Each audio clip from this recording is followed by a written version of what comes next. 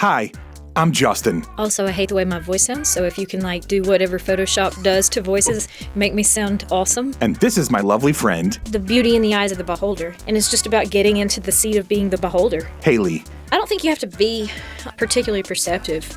I just think you have to look up. This podcast is mostly just her telling me stories. If you expose yourself to the possibility that this might be really awkward, there can be something just really cool on the other side of it. She thinks that her life and way of looking at things are Oh, I was kind of waiting on you. I thought you were getting your stuff ready. You're waiting on me? pretty normal. You got to edit out all the misinformation about the Amish. Maybe you can relate. I would like a chance to re-sing the Amish Paradise. If you want lighthearted stories All right, you want to talk about goats? and stream of consciousness, I just woke up and needed some friends, and so I bought them. then you're gonna like the Sunny Side Up podcast. Sunny side up, sunny side up, sunny side up, sunny side up. So, if you're at all like me, you may feel that you're living in a world that can be a bit overwhelming and confusing at times. I'm also a huge fan of podcasts, documentaries, docudramas, stories, and of just information in general. Between all of that and the social media and news, sometimes our brains can feel like they're on overload. Hayley and I hope that this podcast can be something of an antidote to all of that. Like little jello shots of joy and distraction. None of it is too serious or really too informative. Mostly it's just two friends who have conversational chemistry talking about whatever enters the minds of relatively ADHD people. We hope you enjoy.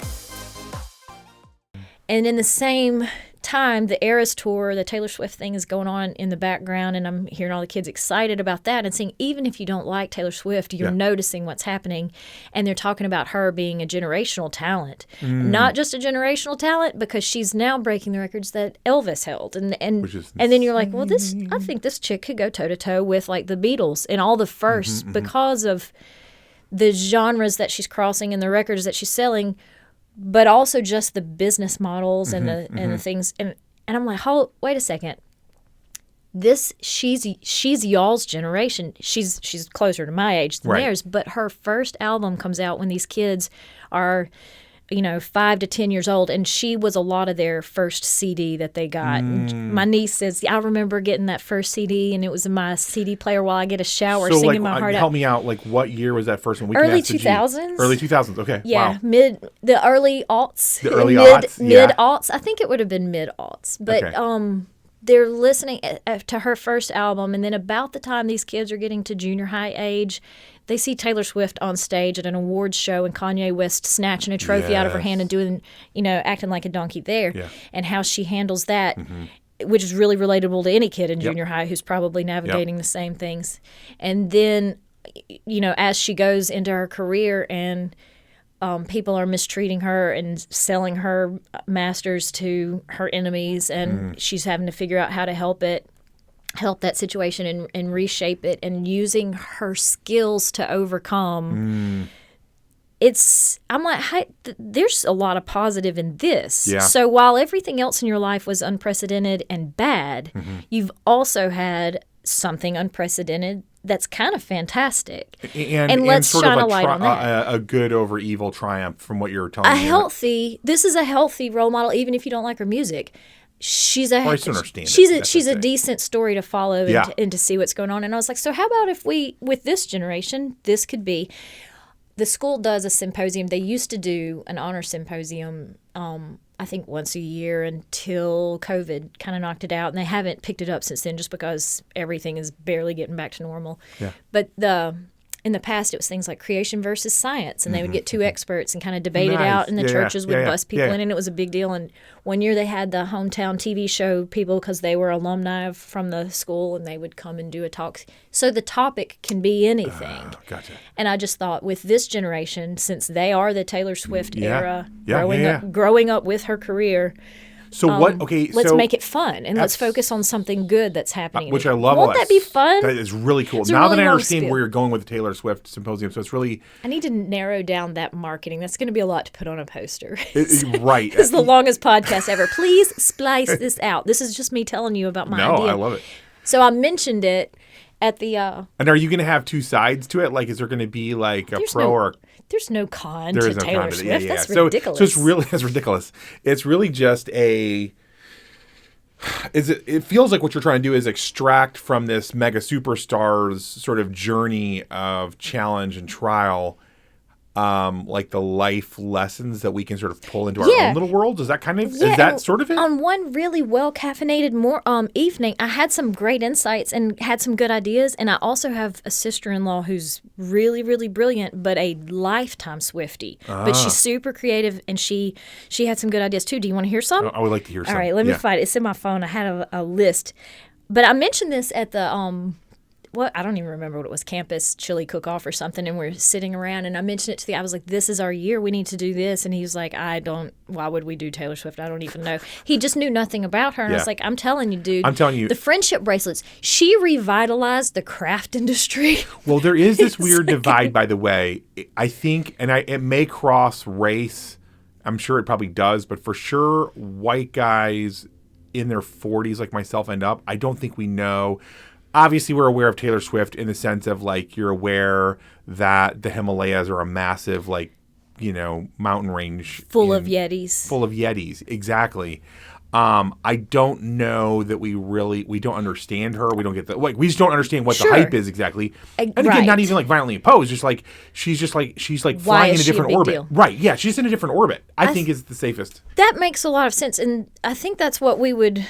One of the things, we're not out there to sell her music through our symposium. Right. What we'd like to say is, here's some cool things about her life or her business acumen or whatever that could translate into teachable lessons for our students. The old Taylor can't come to the phone right now, semicolon, the reinventions of Taylor Swift, because she crosses genres and each of the eras is a different thing. So how she's able to continually stay a step ahead, because she realized country music, you age out of it, and they told her you can't do pop. And she's like, oh yeah, watch me. And now she's even done like the folkier side and everything. She's like, so that was pretty clever. That was from my sister-in-law. Long Live, a predictive analysis of Taylor Swift's historical legacy. Ooh, interesting. And we could look at, like, who were some of the landmark pop icons. So basically, does she have fits staying power, landscape. like the Elvises, the Beatles, the Michael Jacksons, whatever? Okay. Just looking at legacy in general. And a sociologist would probably, the sociology teacher could speak on that for 4 or 5 minutes. And The Man, a swift look at Taylor as a feminist. Ooh. Another sociology perspective here, but I would like to know from a sociology perspective, like, what brand of feminism is this? Does she doesn't fit into the typical box, but she also definitely fits into the typical box. But what's so that's its own little we could talk for a long time about that. Right? That's a good topic, there's right? First, second, and then third wave feminism. And now I want to give credit to women. I want to say we're in fourth wave, although I don't know if that is just something I'm making up. I know nothing about it from an academic standpoint. I don't know about the waves. I think first wave was like, let us vote. 1920. That's like the earliest. Oh, it has to be earlier than that, right?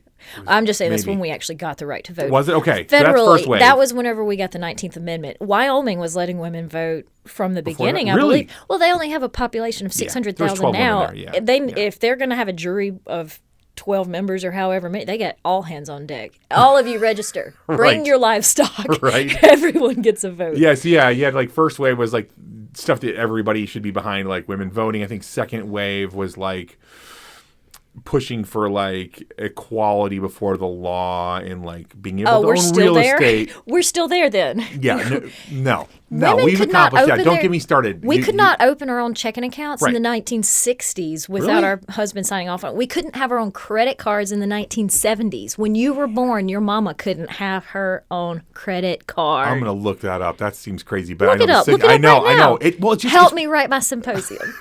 It's crazy. Then third wave was. So I think first and second wave of feminism is like the stuff that's the no-brainer stuff of like, this is just to live in a modern society. This is the no-brainer stuff. Everybody's behind it. To whatever. live in a cave, it should have been no-brainer stuff. It's really weird how long it took us to get there. Before you go there, there is this idea that the more primitive women, and not even primitive like cave we're thinking, but like in like the 1700s, 15, 16, 1700s, right? As like Europe is starting to become this whole thing, women actually enjoyed this really kind of amazing balance of getting to be revered, protected, and taken care of in sort of the best case scenarios in Western society. They were like pedestaled, and the things that they weren't quote unquote allowed to do, most of them were like, oh, thank you, I don't have to shovel poop or something. It would have been like they would have had no interest in it for the most part. And so there is like this dichotomous thing of like, depending on how you look at it, the whole thing that was driving men to build the big buildings and do all the stuff was actually to like impress their women, keep them happy, and protect them. And so there was a symbiotic relationship. Anyways, I do think there came that point where it was like, all right, this is no longer going to work for all the reasons. So anyways, first and second wave feminism, we're all on board. Third wave feminism is when they were like, men are garbage, we don't need them. Yeah, that's like the angry feminism. That's the angry feminism. That was third wave. And I'm afraid that's what people think of when they hear feminist. I think so, like, too, which is not fair. Yeah, we don't have to be there. No, and that's why I think the fourth wave, to kind of round this out, and then I'd be interested to hear from your symposium where you think T Swift is at.